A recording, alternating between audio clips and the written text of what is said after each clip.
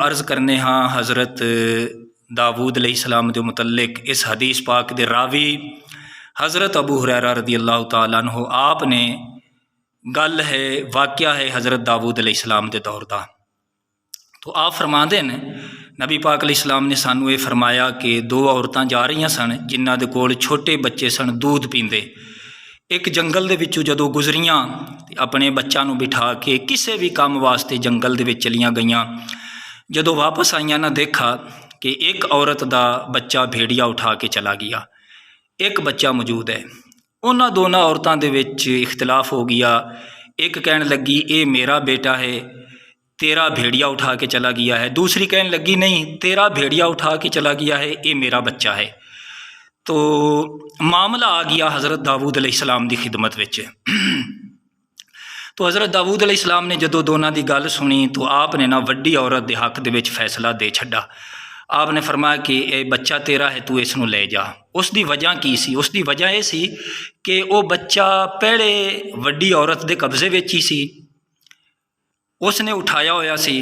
और दूसरी वजह यह सी कि उस बच्चे की कुछ शक्लो शबाहत उस वड्डी औरत के नाल मिलती जुलती सी। इस वजह के नाल हज़रत दाऊद अलैहिस्सलाम ने इजतिहाद करदियां होया आपने उस वड्डी दे औरत के हक दे विच फैसला फरमाया। यानी वही दे जरिए नहीं बल्कि इजतिहाद के जरिए, क्योंकि वही का फैसला जिहड़ा हुंदा है ना उसनूं चेंज कोई नहीं कर सकता। आपने इजतिहाद किया। तो जदों आपने फैसला वड्डी औरत के हक दे विच फरमाया, फिर उस तो बाद ये औरतां जदों बाहर निकलियां अगे हज़रत सुलेमान अलैहिस्सलाम दे नाल मुलाकात हो गई। तो जदों आपने देखा पूछा, वो औरतां कहन लगियां जी यह मसला है। तो छोटी औरत जिहड़ी ना कहन लगी कि ये हज़रत बच्चा तो मेरा ही है। तो जदों फिर वड्डी औरत ने जदों गल्लां शुरू कीतियां तो आखिरकार हज़रत सुलेमान अलैहिस्सलाम, और ये वाक़या कुरान पाक के अंदर मौजूद है।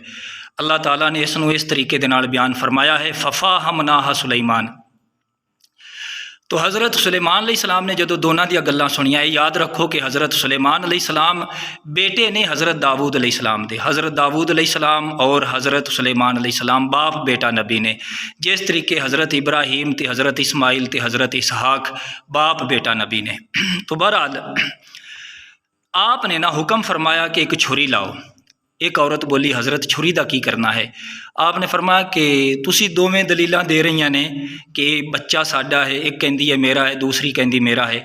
आपने फरमाया कि इसके दो टुकड़े कर देने, एक तैनूं दे देने, दूसरा दूसरी नूं। उस वक्त जिहड़ी छोटी औरत सी ना वो फौरन तड़प के बोली, अर्ज़ कर दी हज़रत अल्लाह तुहाडे ते रहम करे, इंज ना करो, इस बच्चे नूं ना ये वड्डी औरत नूं दे देवो, इसनूं तुसी कतल ना करो, इस दे टुकड़े ना करो। टुकड़े तो आपने की करने सन, यानी एक मसला समझाना सी। तो अल्लाह ताला ने ना इस मंजर नूं कुरान पाक के अंदर बयान फरमाया है, फ़फ़ाहमना सुलैमान।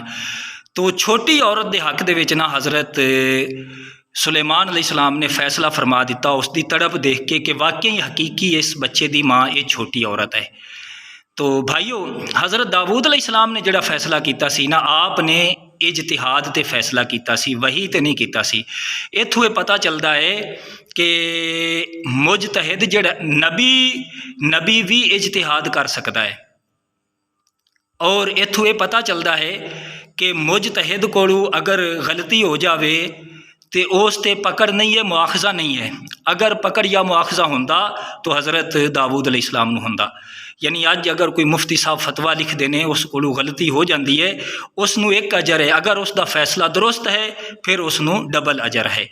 तो इत्थों यह भी पता चलता है कि अफजल दे नालों कदे मफजूल दा अमल जिहड़ा हुंदा है ना वो कवी हुंदा है, काबिल कबूल हुंदा है। जिस तरीके इंज कह लवो कि इमाम आज़म अबू हनीफा रहमतुल्लाह ताला अलैह आप दे कौल होवन दे बावजूद साहिबैन दे कौल ते फतवा देना बिल्कुल दुरुस्त है। तो नबी पाक अलैहिस्सलाम दे गुलामों ख़ताए इजतिहादी ते पकड़ नहीं है, मुआखज़ा नहीं है। क्योंकि अगर मुआखज़ा या पकड़ होंदी तो हज़रत दाऊद अलैहिस्सलाम दे मुतल्लिक हुक्म आ जाता, आप दे मुतल्लिक ज़बूर शरीफ दे विच हुक्म आ जाता। हालांकि आप साहिब शरीयत नबी ने, साहिब किताब नबी ने।